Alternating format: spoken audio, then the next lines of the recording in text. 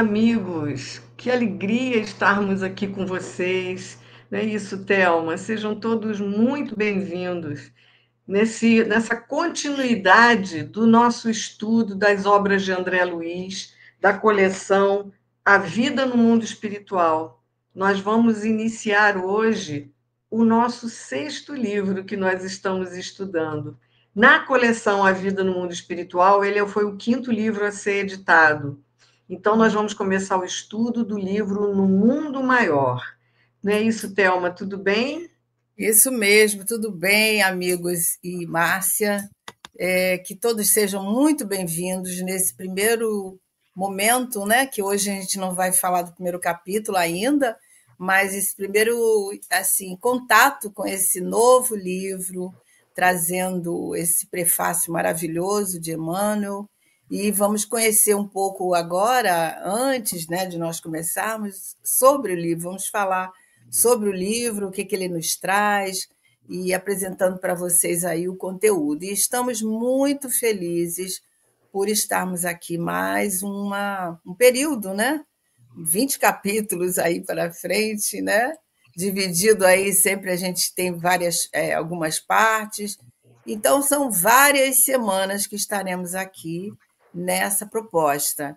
E todos vocês são muito bem-vindos, aqueles que chegarem, divulguem para seus amigos, e vamos, então, com muito ânimo, né, saber do que André Luiz traz para nós nesse livro precioso, aí, mais um dos livros preciosos, né? Pois é, mais um dos livros preciosos, né? Essa é a capa da última edição pela Federação Espírita A Brasileira. minha é Como eu falei, diferente, a minha é mais é a antiga. capa mais antiga. E ele foi editado, esse livro, em 1947. Olha, né, como lá atrás André Luiz já trazia para a gente tantas informações que a psiquiatria e outros foram descobrindo por tempo de Verdade. agora. Então, como a Thelma falou, esse livro também tem 20 capítulos, e todos esses livros da coleção A Vida no Mundo Espiritual têm o prefácio de Emmanuel. Hoje nós vamos ver o prefácio. Mas aqui na quarta capa a gente vai mostrar para vocês do que trata esse livro. Então, diz aqui que André Luiz faz uma testemunha, é testemunha de diversos atendimentos realizados no plano superior, que aborda motivos do desequilíbrio mental e as consequências que podem ser submetidos os irmãos imersos na loucura. E aí fala também sobre suicídio, aborto, epilepsia, mongolismo, alienação mental, desequilíbrios do sexo, esquizofrenia, psicose. São alguns dos temas analisados sob a luz da psiquiatria e da doutrina espírita, destacando a importância do socorro prestado pelos trabalhadores espirituais aos amigos enfermos e necessitados. E aqui diz para a gente que esse socorro, geralmente, muitas das vezes, é feito durante o nosso sono, que eles nos ajudam. Então, ele fala aqui que fala de tratamentos da alma, informações sobre a comunicação entre encarnados e desencarnados, principalmente, como eu falei, durante o repouso do corpo físico. E aí ele diz que o André Luiz busca estudar essa complexidade da mente humana e suas inclinações, sejam para coisas, sejam essas mentes felizes ou infelizes. Então, é um livro em que André Luiz vai se dedicar a estudar o nosso psiquismo, a nossa mente. Então, mais alguma coisa que você quer acrescentar, Thelma? É muito interessante, a gente vai conhecer o instrutor desse livro, que é o Calderaro, né? Calderaro. Calderaro, a gente vai conhecer também o Eusébio, que é um instrutor que está acima do Calderaro na questão, na questão evolutiva, né? Ele vai trazer alguns ensinamentos logo no, acho que segundo capítulo, né? E a gente vai aprender muito, porque ele vem falando, como Márcia falou, do nosso psiquismo.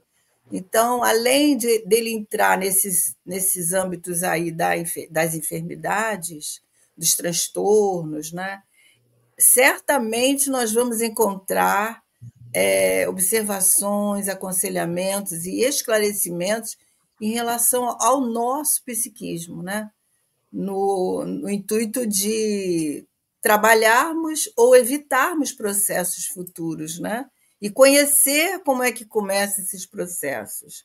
Então, vai ser uma conversa muito interessante, né? E o Calderaro, segundo nós estivemos já, não dando assim spoiler do livro, mas ele é um conhecedor profundo do psiquismo, né? Porque ele, como sempre tem nos livros, alguém que é mais especializado, né? A gente viu aí no livro que a gente estudou a questão do Druso, né? O Uhum. Druso, que tinha todo aquele preparo, né? Então, o Calderaro ele traz esse preparo e a gente vai se emocionar muito com esses companheiros. É isso. Então, hoje, como nós dissemos, nós vamos apresentar o prefácio, que é de Emmanuel, Isso, que é de apresentando o Emmanuel. livro, falando das nossas questões, né? Quando a gente chega no mundo espiritual, Emmanuel fala desse completo desengano nosso, né? No Despreparo, sentido né? despreparo nosso ao chegar lá. E é bem interessante que essa questão, eu vi um comentarista falando, se a gente é convidado a trabalho fora daqui a um tempo, a gente se prepara para conhecer um novo lugar, um novo país, né? E aí a gente É, tem que se preparar. E a gente não faz isso, a gente tem que fazer isso em para se preparar para a relação nossa vida vida verdadeira, futura. que é a vida É no a mundo vida, espiritual, isso mesmo, né? Então isso vamos lá, a mesmo. Thelma vai ler para a gente esse prefácio de Emmanuel. Então vamos ler juntos, né? Acompanhando aí a leitura e pensando junto com Emmanuel o que ele traz para a gente, que Emmanuel traz assim uma fala muito aprofundada, né? E nos leva a passear por esse cenário aí que ele está nos mostrando e que tudo se resume nisso que Márcia falou, nesse preparo de como nós vamos estar no mundo espiritual, né?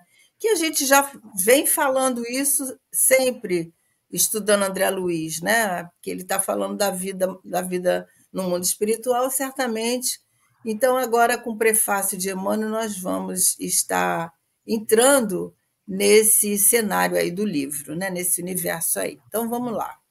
Então, Emmanuel começa dizendo que dos quatro cantos da Terra, diariamente, partem viajores humanos aos milhares, demandando o país da morte. Vão-se de ilustres centros da cultura europeia, de tumultuárias cidades americanas, de velhos círculos asiáticos, de ásperos climas africanos. Procedem das metrópoles, das vilas, dos campos. Raros vivem nos montes da sublimação, vinculados aos deveres nobilitantes. A maioria constitui-se de menores de espírito em luta pela outorga de títulos que lhes exaltem a personalidade. Não chegaram a ser homens completos. Atravessaram o mare magnum, que é uma palavra latina, que é o grande mar, né? Que esse autor, na edição mais nova, traz essa definição. Então, o autor, que é o André Luiz, né, usou o termo num sentido figurado para nós, dando essa ideia de imensidão, de vastidão, que é o cosmo, né, o universo. Então ele diz: não atravessar o mare magno da humanidade em contínua experimentação. Muitas vezes acomodaram-se com os vícios de toda sorte, demorando voluntariamente nos trilhos da insensatez. Então é uma realidade que ele está mostrando aqui para nós, que assim como os nascimentos, né, a morte ocorre a todo instante. Todo instante tem alguém que está partindo para o mundo espiritual e alguém que está chegando no mundo físico, né? Então ele mostra aqui para a gente pensar vários cantos do mundo, né? Então, tanto as cidades mais evoluídas, tanto as cidades, os países mais evoluídos, quanto as cidades mais tumultuadas, né? Os velhos círculos asiáticos, os ásperos climas africanos, todos esses lugares procedem esses viajantes que partem para o mundo espiritual. E o que ele chama a atenção aqui, Márcia, também, é da questão de que raros vivem nos montes de sublimação, ou seja, raros são aqueles monges no sentido de Uhum. espiritualidade, né? Que estão preparados, que estão seguindo deveres nobilitantes, que estão com uma missão importante. São cidadãos comuns, né? Homens comuns, homens, mulheres, crianças, enfim, espíritos que estão encarnados numa missão comum que a gente vê em todos os lugares, né? Nada de especiais. Ele fala aqui, né, que a maioria que desencarna, que de todo e qualquer canto, não importa de onde for, são menores de espírito, né? Que ele diz aqui, em luta pela outorga de título, quer dizer que chegando ao plano espiritual, a gente vai reclamando os títulos que nós achamos que temos direito, Vai predominar né? lá, né? Que lhes exaltem a personalidade. E a gente Uhum. sabe que no plano Lendo espiritual não engano. importa o que você foi aqui materialmente, se foi doutor disso, doutor daquilo, se foi um simples analfabeto, ignorante, pelo contrário, talvez esse, em matéria de crescimento espiritual, seja muito maior do que um que Maior, saiu daqui cheio de títulos. Então, o que ele verdade. fala é isso, que a gente atravessa esse mar imenso da nossa humanidade aqui em contínua experimentação, mas é que a maioria de nós acomoda-se com os vícios de toda sorte. E aí a gente se demora voluntariamente, olha isso, né? Nos trilhos da insensatez, porque com certeza vamos ter que voltar, vamos ter que voltar, vamos ter que voltar, quantas e quantas vezes forem necessárias, até a gente chegar ao nosso destino, que esse é fatal para a gente, é uma É. fatalidade um dia sermos espíritos puros. E em Mas relação a. isso, sabe lá quanto tempo levará isso, né? É verdade. Em relação a essa falta de preparo, né? Essa falta, às vezes, da crença do homem na vida futura, né? Porque muitos não creem, muitos acham, até aceitam, mas não se aprofundam no conhecimento. Então, isso leva a nós vivermos a nossa vida assim, sem esse aprofundamento na finalidade, no objetivo que nos trouxe aqui. Porque o objetivo da vida não é nós estarmos conquistando patamares de conhecimento aqui no mundo físico, né? Mas trabalhando o nosso espírito para nos aprimorarmos. Conhecimento, sim, mas conhecimentos morais, que nos eleve a nossa evolução moral, né? Se é que podemos dizer assim. Mas é isso. Então, é bem interessante, né, a visão de Emmanuel em nos despertar para essa necessidade de nós olharmos o nosso retorno de uma outra forma, né? Que às vezes a gente até fala assim, Márcia, fulano desencarnou, ele descansou, né? No sentido de que ele vai ficar sem nenhuma, ele vai para um lugar bom, vai descansar, vai estar bem. Não é bem assim, né?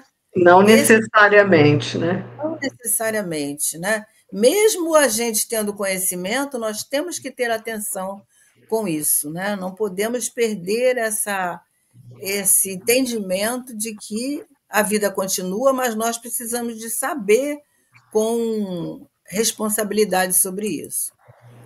Aí ele vai continuar dizendo que, apesar disso tudo, né, porém, quase sempre se atribuíam a indébita condição de eleitos da providência. E, cristalizados em tal suposição, aplicavam a justiça ao próximo sem se compenetrarem das próprias faltas, esperando um paraíso de graças para si e o inferno de intermino tormento para os outros.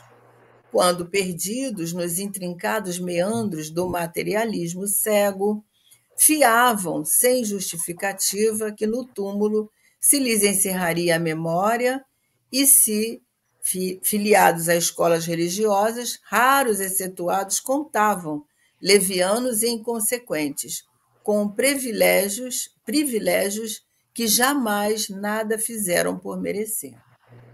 Onde albergar a estranha e infinita caravana? Como designar a mesma estação de destino a viajantes de cultura, posição e bagagem tão diversas? Então, Emmanuel nos leva aqui a pensar, né, para onde vão todas essas pessoas? Como é que estarão todos esses que desencarnam? Para onde vão? Como eles vão estar? Será que vamos para um paraíso? Será que vamos lá para o céu? Será que nós temos essa ideia? Que ideia nós fazemos desse mundo espiritual? Como a gente vê lá no Céu e Inferno, né? Que era colocado assim: se são bons, vai para o céu, se são maus, vai. E a gente nunca se julga mal, né? A gente acha que a gente é bom, que a gente vai para um lugar que seja. Será que nós somos esses eleitos da providência?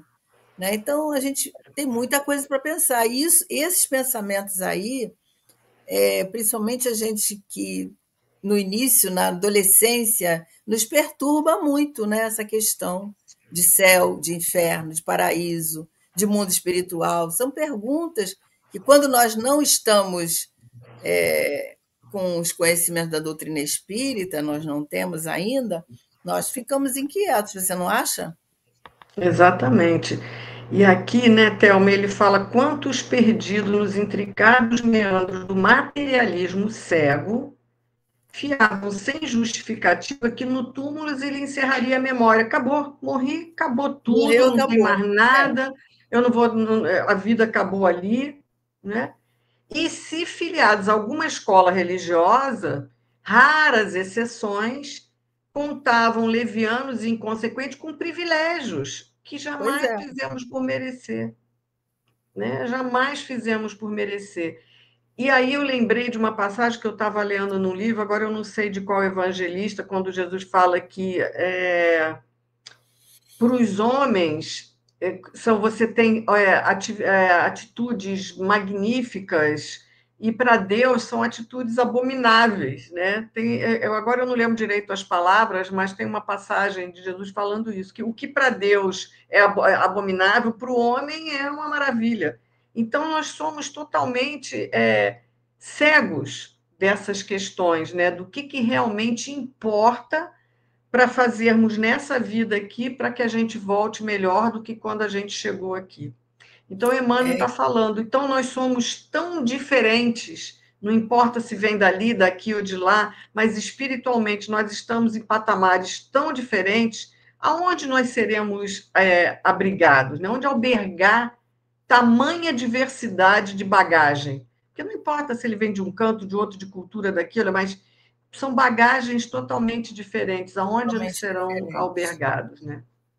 É verdade. E esse materialismo cego, né, que é as crenças, os nossos, as nossos símbolos, né, que nós criamos para estarmos agindo com fidelidade, né? E essas questões trazidas até mesmo pelas próprias religiões, às vezes não nos esclarece sobre essa questão, né?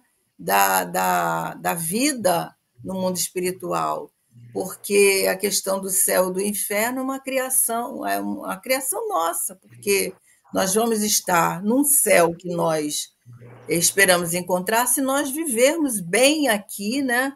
De acordo com esse céu que a gente quer esperar. Então, aí a caridade, o bem, né? O desejo no bem, muitas coisas que nos traz esse céu no nosso entendimento, nosso psiquismo, né? Enfim, vamos continuar para ver o que Emmanuel vai nos trazer aqui. Então, ele diz que perante a Suprema Justiça, o malgache, que é aquele que é natural de Madagascar, e o inglês, ele faz uma correlação aí, fluem dos mesmos direitos. Quer dizer, tanto um quanto o outro têm os mesmos direitos. Provavelmente estarão distanciados entre si, é o que Márcia acabou de falar, né? Porque, independente da cultura, dos valores, têm posições, posturas, entendimento da vida diferentes. Então, eles vão estar, certamente, distanciados já estão pela cultura individual, mas estarão também diante da lei divina, né? Que distingue invariavelmente a virtude e o crime, o trabalho e a ociosidade, a verdade e a simulação, a boa vontade e a indiferença. Da contínua peregrinação do sepulcro participam, todavia, santos e benfeitores, homens diligentes. Malfeitores. Eu falei benfeitores, né? É. Santos e malfeitores, homens diligentes e homens preguiçosos. Então, temos todos os tipos de perfis humanos, né? E não necessariamente podemos dimensionar a evolução espiritual de um ou de outro, não é? Porque aqueles que nós consideramos, às vezes, homens diligentes ou preguiçosos, eles vão ter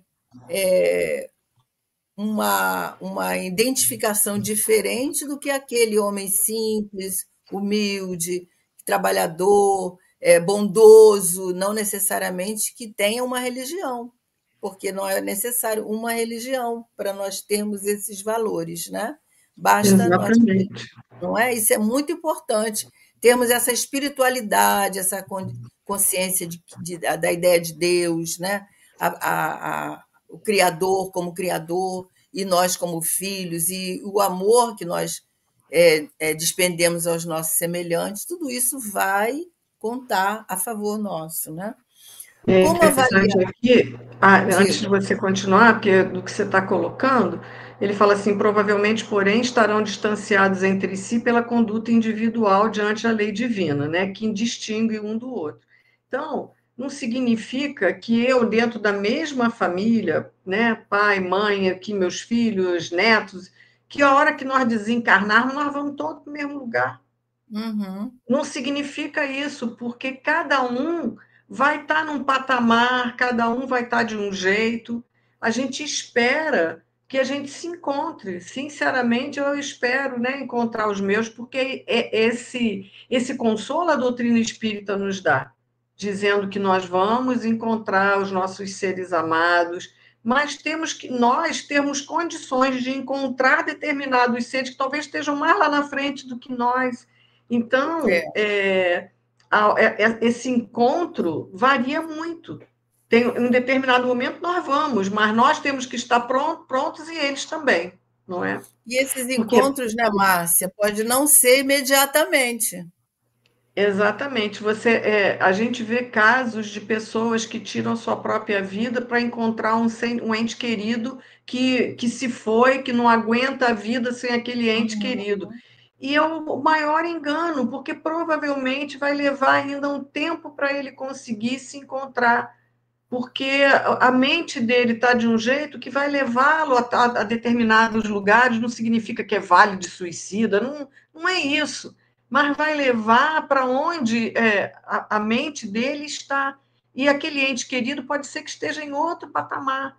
Então, É, assim, é um erro da gente achar que dentro de uma mesma família nós vamos todos. Não, pode ser que sim, e tomara que seja, mas pode ser que não. verdade. Como avaliar por bitola única? Quer dizer, como é que a Márcia está falando? Como é que nós vamos avaliar todos de uma maneira só, né? Como bitola única, recipientes heterogêneos. Considerando, porém, nossa origem comum, não somos todos filhos do mesmo pai?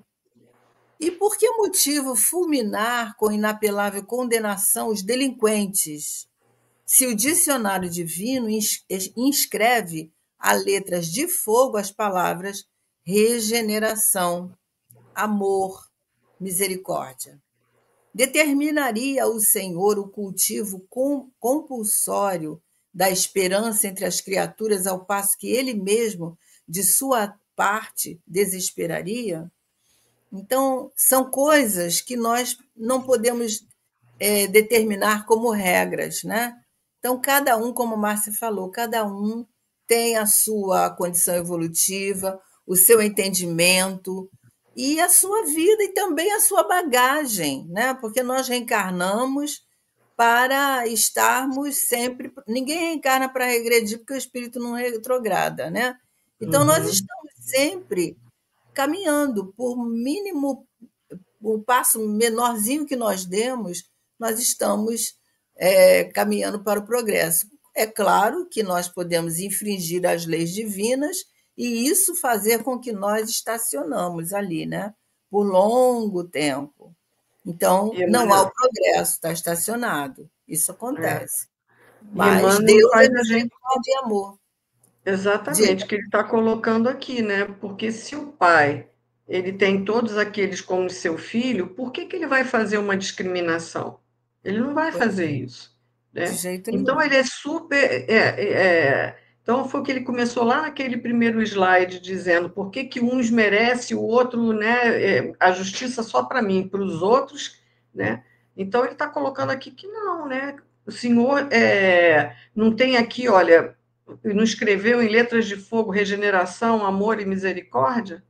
Então, vai tratar todo mundo de acordo com a lei de justiça, amor, caridade, aquilo que a gente vai ter em relação aos nossos atos. E o Isso. Pai é extremamente paciente conosco. E Sabemos que somos sempre misericordioso. crianças, É. crianças de Deus, ainda num longo caminho. Então, não temos o direito de julgar ninguém.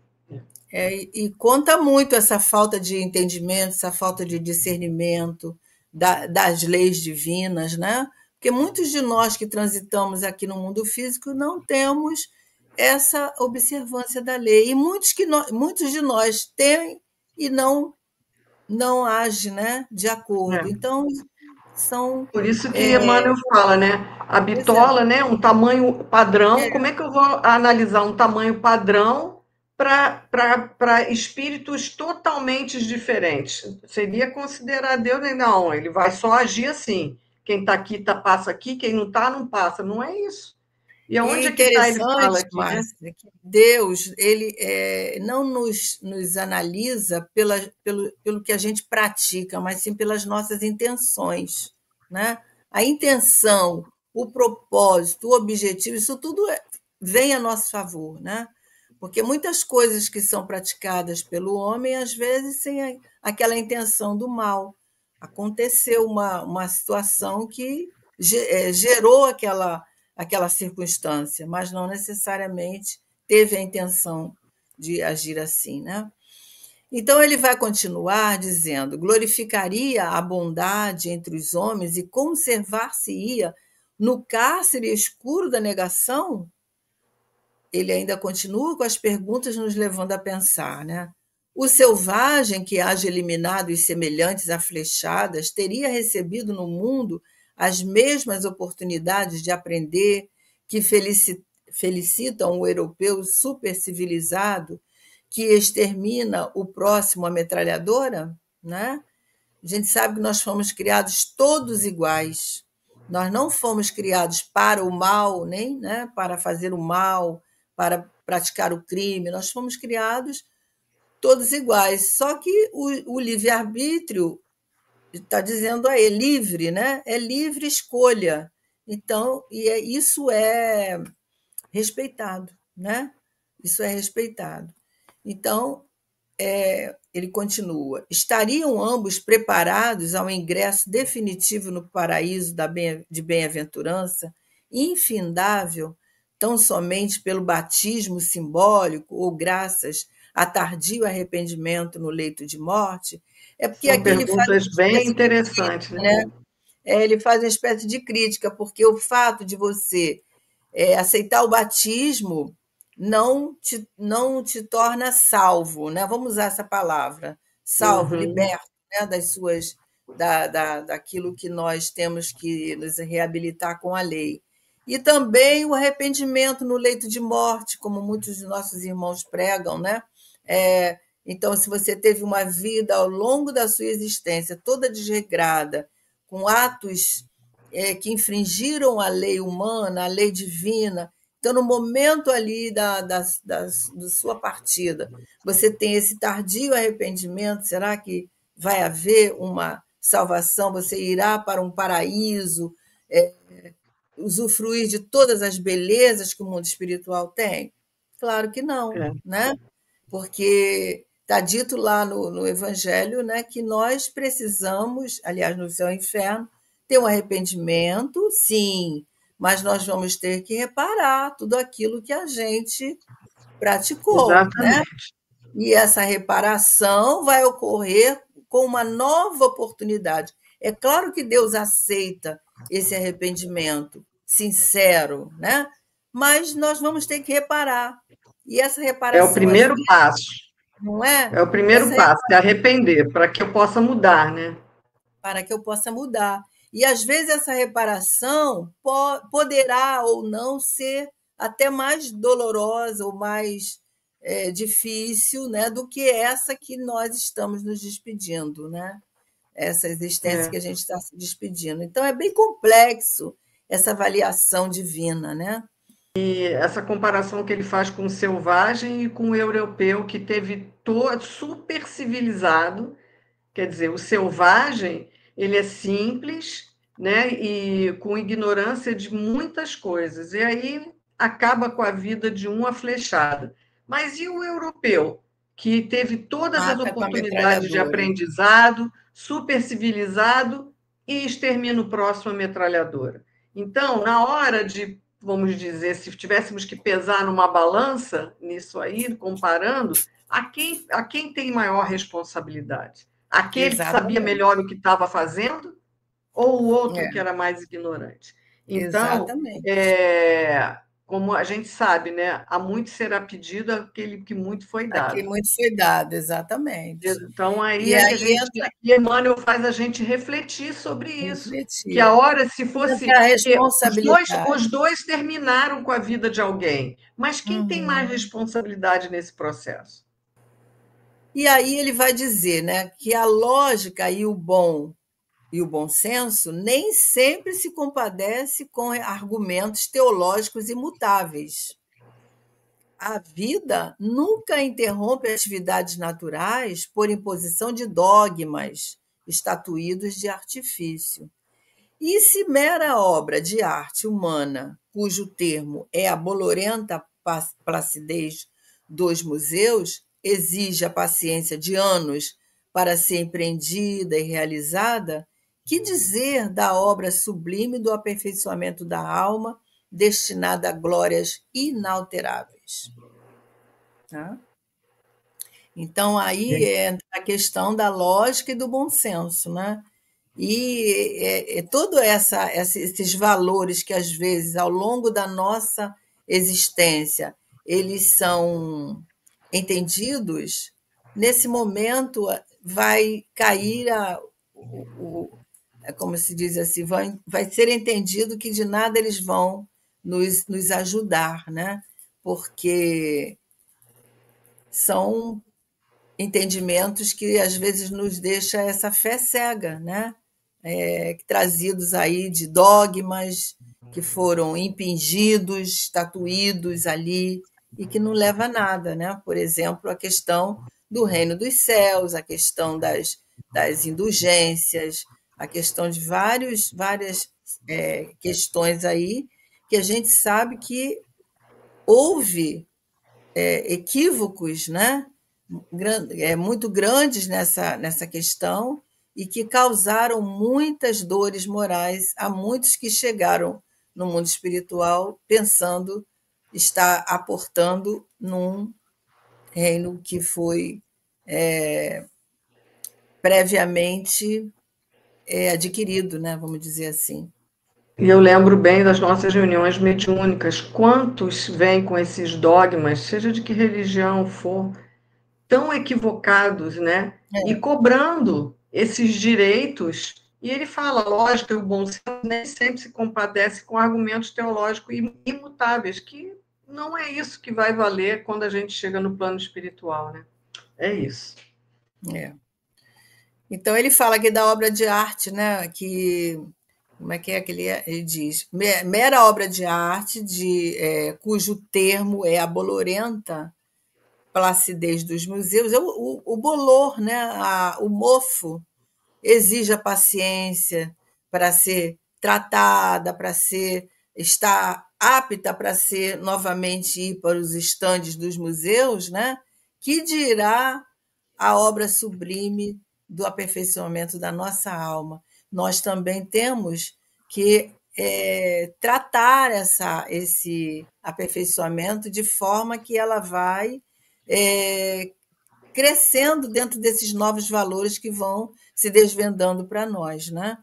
E aí ele diz: vários companheiros de ideal estranham a cooperação de André Luiz, que nos tece informações sobre alguns setores das esferas mais próximas ao comum dos mortais. Iludidos no menor esforço, inexistentes nos círculos elevados, contavam com preeminência pessoal, sem nenhum testemunho de serviço, e distante do trabalho digno, em um céu de gozos contemplativos, exuberante de conforto melífico, quer dizer, adocicado, que traga bem-estar, né? Preferiam a despreocupação das galerias, a beatitude permanente, onde a grandeza divina se limitaria a prodigiosos espetáculos, cujos números mais surpreendentes estariam a cargo dos espíritos superiores, convertidos em declamadores de vestidura brilhante. Vou terminar para a gente comentar. A missão de André Luiz é, porém, a de revelar os tesouros de que somos herdeiros felizes da eternidade, riquezas imperecíveis, em cuja posse jamais entraremos sem a indispensável aquisição de sabedoria e de amor. Então, ele está se reportando a muitos companheiros, até espíritas mesmo, que estranham essa atitude, né, de André Luiz trazer esses comentários da vida espiritual, desvendar essa vida que até então era desconhecida para nós, porque se não fosse André Luiz, nós não conheceríamos tanto, né, do mundo espiritual. Ele está sempre nos trazendo essa realidade em algumas situações muito semelhantes às nossas aqui, só que em outras com maior sofrimento, maior dificuldade, porque são esses locais que ele descreve para nós aí, né? Locais onde nós estamos sem as nossas percepções físicas, e a nossa consciência abre e a gente se depara com essa dor da alma, né? Mas ele diz aqui, Márcia, pode me interromper a hora que você quiser, iludidos na teoria do menor esforço, porque é o menor esforço você, às vezes, não querer conhecer essa verdade, né? Achar que isso tudo é uma utopia, como muitos acham, né? E achar aqui que ele fala, ó, e que a gente vai chegar lá e vai ficar num céu de gozos contemplativos, exuberante de conforto adocicado, que nós vamos ver lá que ele fala aqui, né, espíritos superiores convertidos em declamadores de vestidura brilhante. Vamos ficar lá assistindo, a tocar música e vamos ficar nessa contemplação, achando que uma esse é o vida céu. inútil, né? Uma vida Exato, é inútil. que quando a gente chega no plano espiritual, que a gente vai estar nessa vida contemplativa. E a gente sabe que lá, pelo contrário, vamos trabalhar muito em benefício dos outros e consequentemente, em benefício de nós mesmos, né? Verdade. A gente sabe, pelo que a gente já leu, já estudou, né? Os espíritos, a primeira coisa que faz ao sair daquela perturbação densa ali é oferecer trabalho, né? E a gente viu aí que vários instrutores chegaram a esse patamar nos contando esses dramas. Então, André Luiz, ele vem nos revelar esses tesouros que todos nós somos herdeiros, né? Mas nós precisamos, para ter posse desses tesouros, o trabalho, o amor, né? O trabalho com responsabilidade, o amor, a consciência de que somos espíritos imortais, né? Então, ele vai trazer para nós aqui, dizendo que, para isso, não lidamos em milagrosos laboratórios de felicidade improvisa, onde se adquiram dotes de vil preço, que nós estávamos falando, e ordinárias asas de cera. Somos filhos de Deus em crescimento, seja nos campos de forças condensadas, quais os da luta física, seja nas esferas de energias sutis, quais as do plano superior. Os ascendentes que nos presidem os destinos são de ordem evolutiva pura e simples, com infalível justiça, a seguir-nos de perto a claridade gloriosa e compassiva do divino amor. A morte a ninguém propiciará passaporte gratuito para a aventura celeste.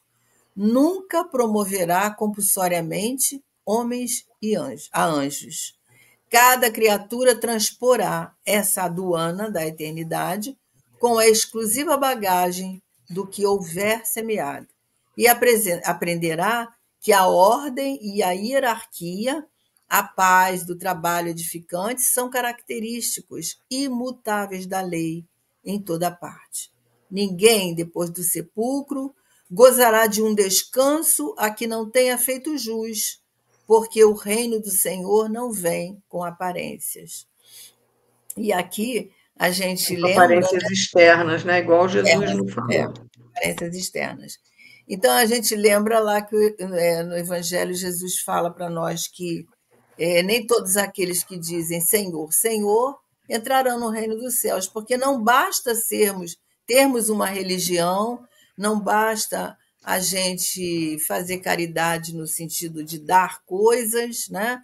Nós precisamos de fazer o bem, e o bem é todo aquilo que está ao nosso alcance, né? Então, ele é conquistado, ele é trabalhado, ele é construído a partir dos nossos objetivos sinceros, né? De estarmos promovendo essas questões futuras, trabalhando aí a nossa bagagem. O que é que nós vamos levar?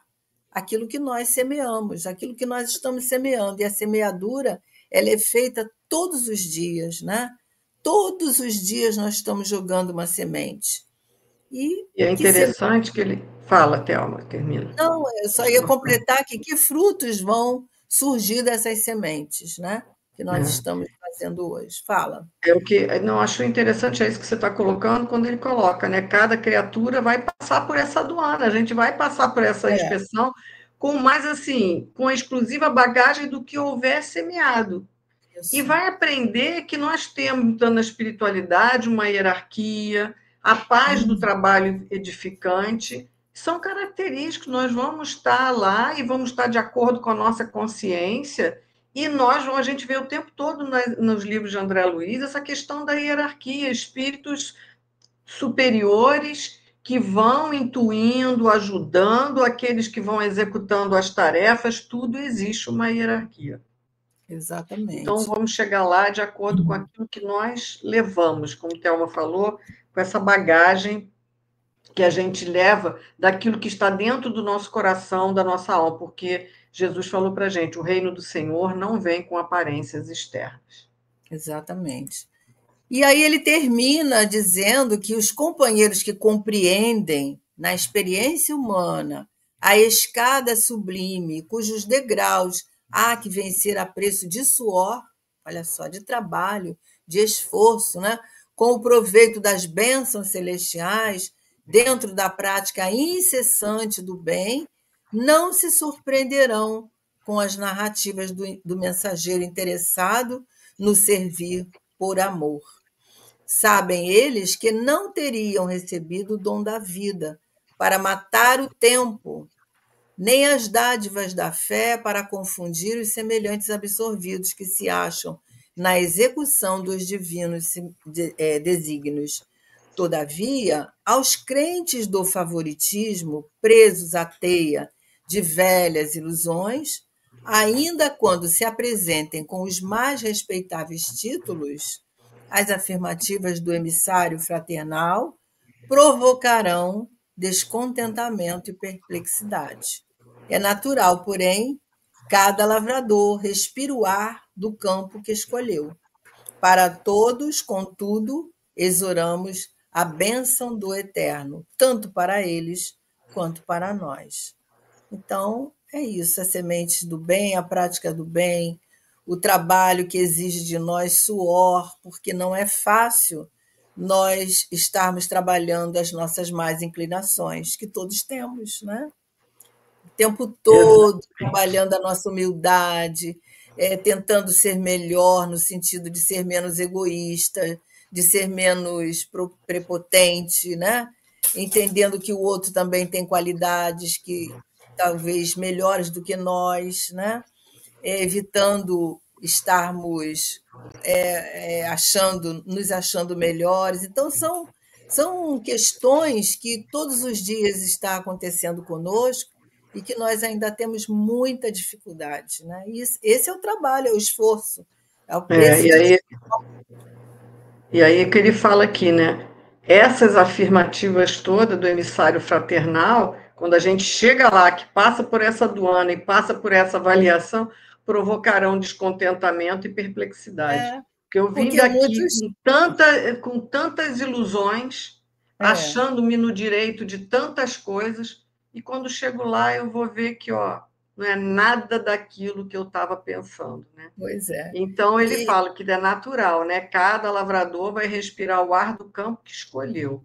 Mas ele fala, né, com todo, quer dizer, ele pede, né, a bênção do eterno, tanto para nós todos, quanto para eles que estão no mundo espiritual, né?